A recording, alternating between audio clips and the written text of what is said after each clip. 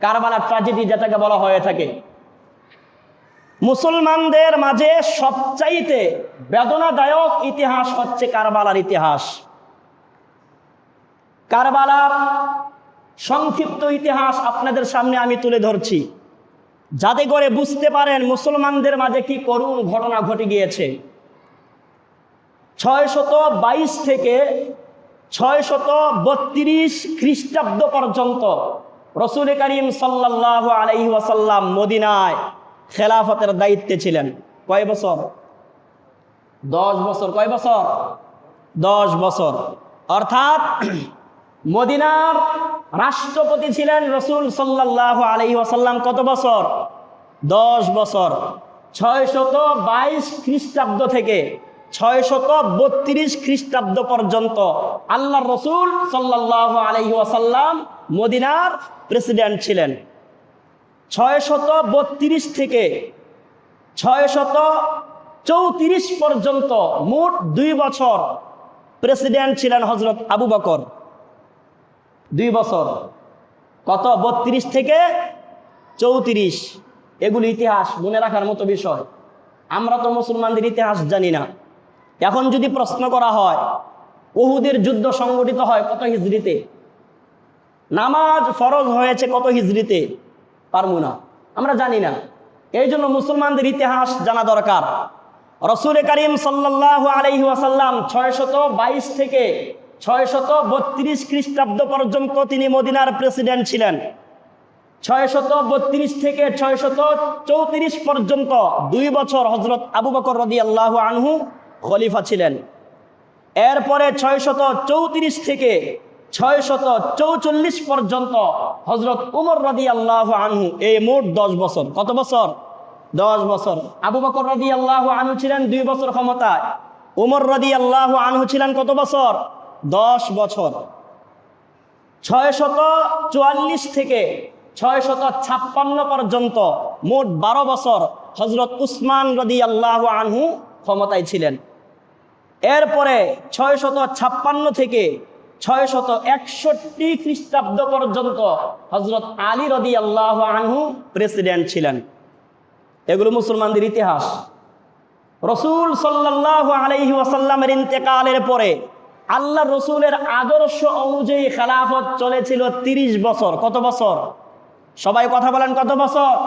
30 বছর। এটাকে বলা হয়ে থাকে খেলাফত আলা মিনহাজিন নবুওয়াহ, অর্থাৎ রাসূল সাল্লাল্লাহু আলাইহি ওয়াসাল্লাম যেই পদ্ধতিতে খেলাফত চালিয়েছিলেন তার আলোকে যেই পদ্ধতিতে খেলাফত চলেছিল মোট 30 বছর।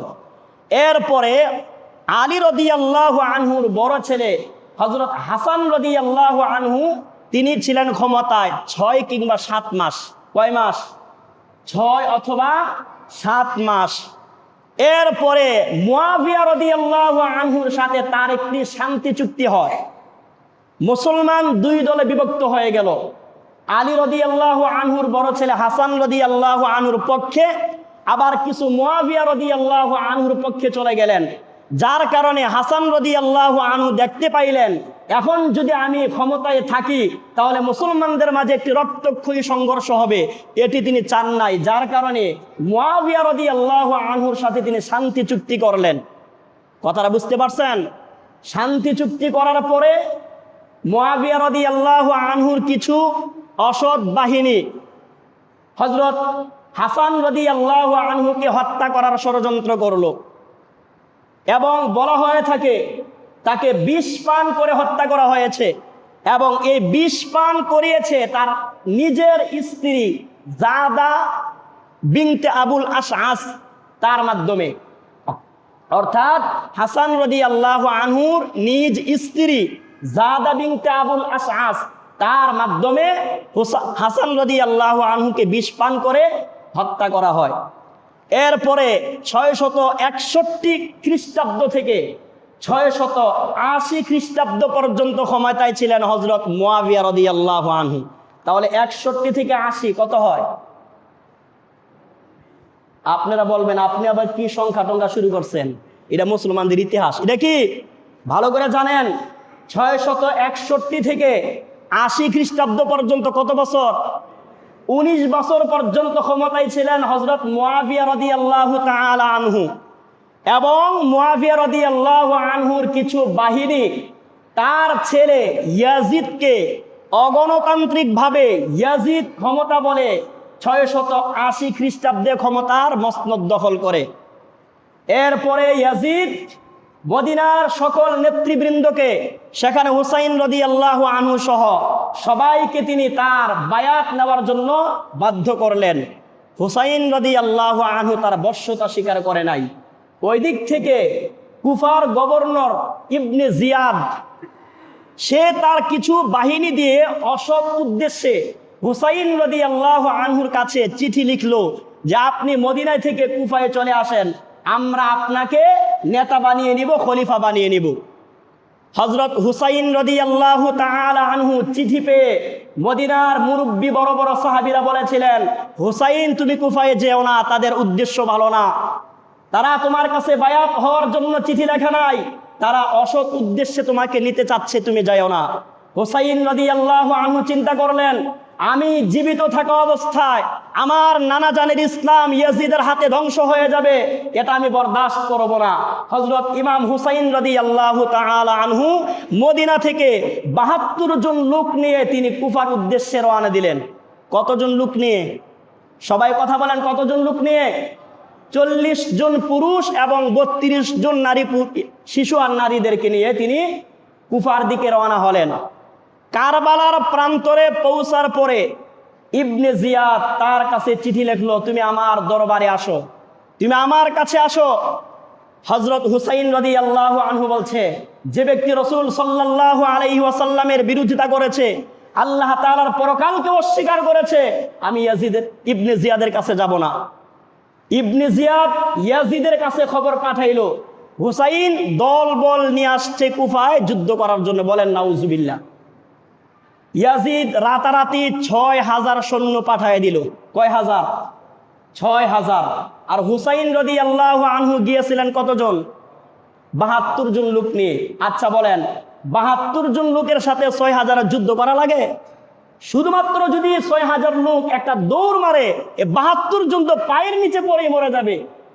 হুসাইন রাদিয়াল্লাহু আনহু জিহাদ করার উদ্দেশ্য ছিল না, সেখানে তিনি যুদ্ধ করবেন, তাহলে তো তিনি মদিনা থেকে দলমল নিয়ে যাইতেন। যুদ্ধের উদ্দেশ্যে যান নাই, গিয়েছিলেন কুফার লোকেরা তাকে চিঠি লিখেছে, এই চিঠির জবাবে তিনি গিয়েছিলেন। কিন্তু কারবালায় যাওয়ার পরে ইবনে জিয়াদ অসৎ উদ্দেশ্যে ইয়াজিদের কাছ থেকে সৈন্য আনলো কয় হাজার? কথা বলে না তো। 6000। কয় হাজার? 6000। 6000 লোক ইবনে জিয়াদের নির্দেশে হুসাইন রাদিয়াল্লাহু আনহুর সাথে সকালবেলায় যুদ্ধ শুরু করে দিল। জোহরের ওয়াক্ত আসার আগেই 40 জন পুরুষ যারা ছিলেন ইমাম হুসাইন রাদিয়াল্লাহু আনহু ছাড়া সবাই শহীদ হয়ে গেলেন। ইমাম হুসাইন রাদিয়াল্লাহু তাআলা আনহু, তার ছোট্ট একটি শিশু দুধের তাড়নায় কাতরাচ্ছে, স্তনের মধ্যে স্ত্রীর দুধ নাই, কারণ অনেক দিন হাঁটার কারণে খাবার নাই তাঁবুর মধ্যে। এরপরে দুধ শূন্য হয়ে গেল। ইমাম হুসাইন রাদিয়াল্লাহু আনহুর স্ত্রী দুধের শিশুকে হুসাইনের কাছে এসে নিয়ে বলল, তোমার এই দুধের সন্তানকে একটু পানি পান করাই নিয়ে আসো, ফুরাতের পানি চলে যাচ্ছে, সেখান থেকে একটু পানি পান করাই নিয়ে আসো। হুসাইন রাদিয়াল্লাহু তাআলা আনহু এই দুধের শিশুকে কুলে ধরে ইয়াজিদের 6000 সৈন্যবাহিনীর সামনে দাঁড় করিয়ে বললেন, ও ইয়াজিদের সৈন্যবাহিনীরা, আমার সাথে তোমাদের শত্রুতা থাকতে পারে, এই যে দুধের শিশু, এটাকে একটু পানি পান করানোর জন্য একটু ফুরাদের তীরটা আমাদের জন্য ছেড়ে দাও। তিনি এইভাবে নিজের সন্তানকে উঁচু করে ধরেছেন। ইয়াজিদের সৈন্যরা পানি তো দেয় নাই, বড় বিষাক্ত তীর এই ছোট্ট শিশুর গায়ে মেরে দিয়েছে, এদিক থেকে ওই দিকে তীর বের হয়ে গেছে। বলেন নাউজুবিল্লাহ। এই কলঙ্কিত ইতিহাস কারবালার ইতিহাস।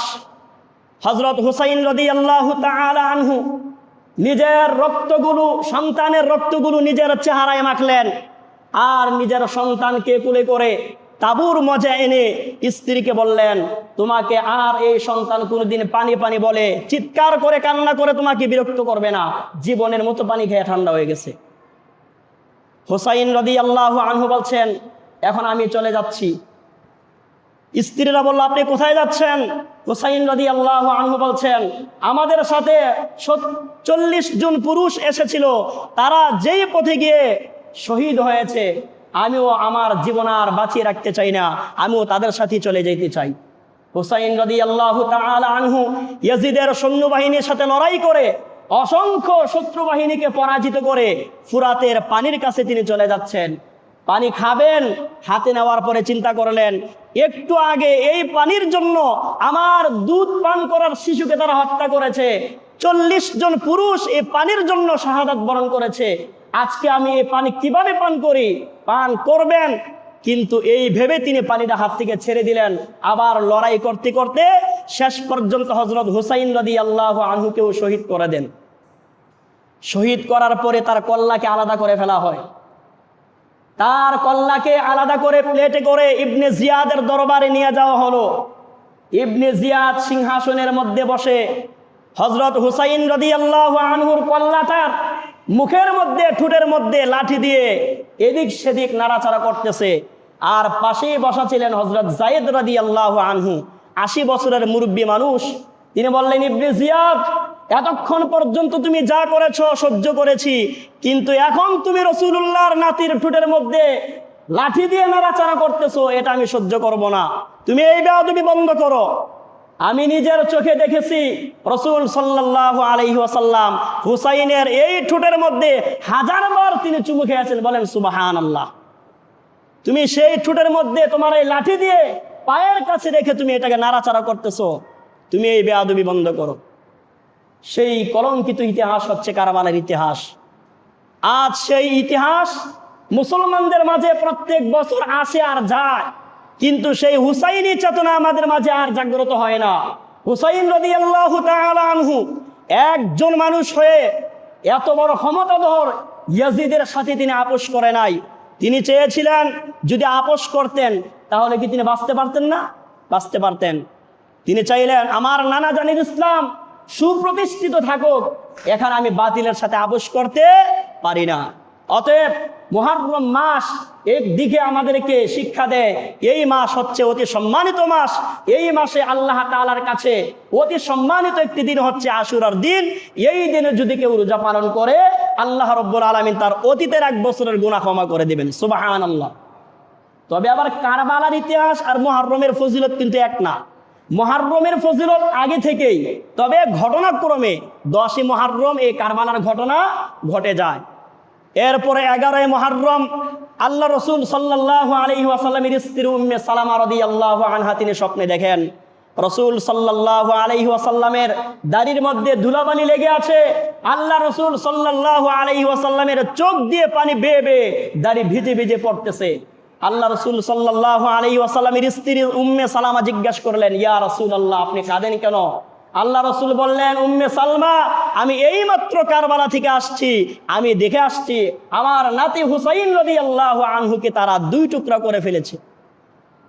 আল্লাহ রাসূল সাল্লাল্লাহু আলাইহি ওয়াসাল্লামের নাতি হযরত হুসাইন রাদিয়াল্লাহু আনহু, হযরত হাসান রাদিয়াল্লাহু আনহু, আমরা যে প্রত্যেক জুমায় পড়ি আল হাসান ওয়াল হুসাইন সাইয়্যিদা শাবাবি আহলিল জান্নাহ, হাসান হুসাইন এরা সাধারণ মানুষ নয়, আল্লাহর জান্নাতের যুবকদের তারা লিডার হবে। সুবহানাল্লাহ। এই জন্য আমাদের উচিত মুহররমের চেতনায় উদ্দীপ্ত হয়ে আমাদের যেভাবে করে আশুরার রোজা পালন করব, ঠিক তেমনিভাবে কারবালার ট্র্যাজেডি থেকে শিক্ষা গ্রহণ করে আমরা যেন খেলাফত আলা মিনহাজিন নবুয়ত, অর্থাৎ আল্লাহ রাসূল সাল্লাল্লাহু আলাইহি ওয়াসাল্লাম যে আদর্শের উপরে ছিলেন, সেই আদর্শ বাস্তবায়ন করার জন্য জীবনের সব কিছু বিসর্জন দিয়ে আল্লাহর জমিনে আল্লাহর দ্বীন কায়েম করার জন্য আমরা রাজি আছি তো ইনশাআল্লাহ? আল্লাহর জমিনে আল্লাহর দ্বীন কায়েম যতদিন না পর্যন্ত হবে, এর আগ পর্যন্ত ব্যক্তিগত জীবনে, পারিবারিক জীবনে, রাষ্ট্রীয় জীবনে শান্তি আসবে না, আসবে না, আসবে না। আল্লাহর দ্বীন প্রতিষ্ঠা ছাড়া আপনি ইসলাম পরিপূর্ণভাবে পালন করতে পারবেন না। শুধু ব্যক্তিগতভাবে নামাজ, রোজা, হজ, যাকাত আদায় করলেই ইসলাম পালন হয়ে যায় না। ইসলাম পালন হচ্ছে মসজিদের মধ্যে যেইভাবে এক ইমামের কমান্ডারে চলেন, দেশের ভিতর আপনি সেই একই ইমামের কমান্ডারে চলতে হবে। তবে দেশের ইমাম হইতে হবে কি? মুত্তাকি, পরহেজগার, তাকওয়াবান, যেই ইমাম মসজিদের মধ্যে সর্বপ্রথম ইমামতি করার যোগ্যতা রাখেন। সেই ইমাম আসি নামগর, মহিলা মানুষ তো ইমামতি করতে পারে না। এবার চিন্তা করেন, আমরা মুসলমান, আল্লাহর নবী বলেছেন লা ইউফলিহা কওমুন ওয়াল্লাউ আমরহু ইমরাতান, ওই জাতি কখনো সফল হতে পারবে না যেই জাতির লিডার, যেই জাতির নেত্রী হবে মহিলা। সোজা হিসাব, আমরা মুসলমান, নামাজ পড়ি, কালাম পড়ি, সব কিছু করি, আমরা সফল না। আমরা কি না? সফল না। সফল হবে সেই দিন যেদিন মুসলমানদের মসজিদে যেইভাবে আল্লাহর হুকুম অনুযায়ী চলাফেরা করি, ঠিকভাবে রাষ্ট্রীয় জীবনে বঙ্গভবন থেকে শুরু করে পার্লামেন্ট পর্যন্ত যদি কোরআনের আইন দিয়ে চলে, কোরআনের শাসন যদি দেশের মধ্যে প্রতিষ্ঠিত হয়ে যায়, চুরি করলে হাত কেটে দেওয়া হবে, জিনা করলে তাকে পাথর মেরে হত্যা করে দেওয়া হবে, এই আইন যেদিন প্রতিষ্ঠিত হবে সেদিন হবে মুসলমানদের সফলতা। বলেন ইনশাআল্লাহ। আল্লাহ পাক রব্বুল আলামিন আমাদের সবাইকে সেই ইতিহাস থেকে শিক্ষা গ্রহণ করে বাকি জীবনে আমরা যেন অমুসলিমদের সাথে, বাতিলের সাথে কোনোভাবেই আপোষ না করে চলতে পারি, সেই তৌফিক আল্লাহ আমাদেরকে দান করুন, বলি আমিন। সবাই বলে আমিন। ওয়া আখিরু দাওয়ানা আলহামদুলিল্লাহি রাব্বিল আলামিন। ওয়াসসালামু আলাইকুম ওয়া রাহমাতুল্লাহি ওয়া বারাকাতুহু।